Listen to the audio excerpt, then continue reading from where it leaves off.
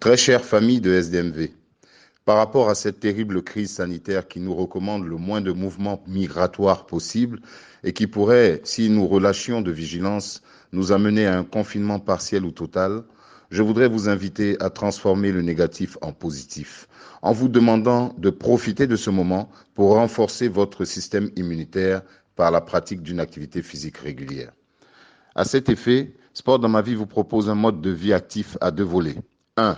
Des exercices physiques et sportifs à pratiquer à domicile à partir de cours qui vous seront proposés au quotidien et que vous pourrez suivre sur votre téléphone portable ou votre ordinateur.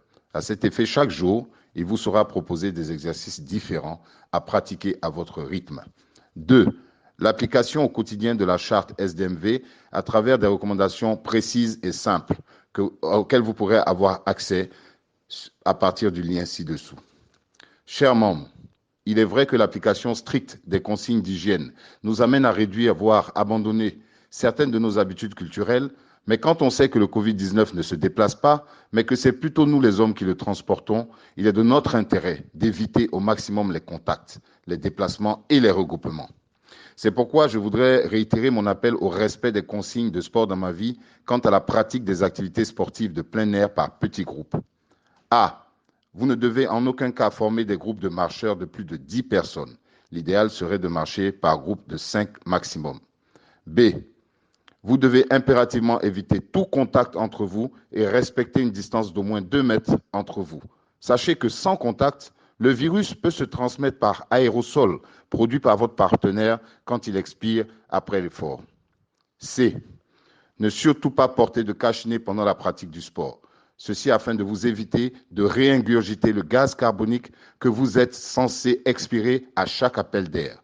Si vous le faites, vous risquez une surproduction d'acide lactique, voire des troubles respiratoires. D. Pendant la pratique du sport de plein air, il vous faut absolument éviter d'avoir un contact physique avec le mobilier urbain. Lampadaires, bitume, bancs publics, etc., etc. Et ce, quels que soient les exercices que vous souhaitez pratiquer. Les seules surfaces qui devraient être en contact avec le mobilier urbain, ce sont les semelles de vos chaussures que vous prendrez soin de désinfecter avant d'entrer dans votre domicile. E. Après la marche, évitez absolument les regroupements de causeries à moins de bien respecter une distanciation physique de 3 mètres. En outre, comme vous le savez, à Sport dans ma vie, nous avons cette chance d'avoir adopté plusieurs parcours. Il serait donc bon de les exploiter en roulement et éviter de cette manière de nous retrouver en grand nombre sur les mêmes parcours. En attendant, ne lâche pas l'affaire. Je t'invite donc à cliquer sur le lien qui suit et à te faire plaisir avec les exercices du jour. Bon appétit, que Dieu nous garde et portez-vous bien.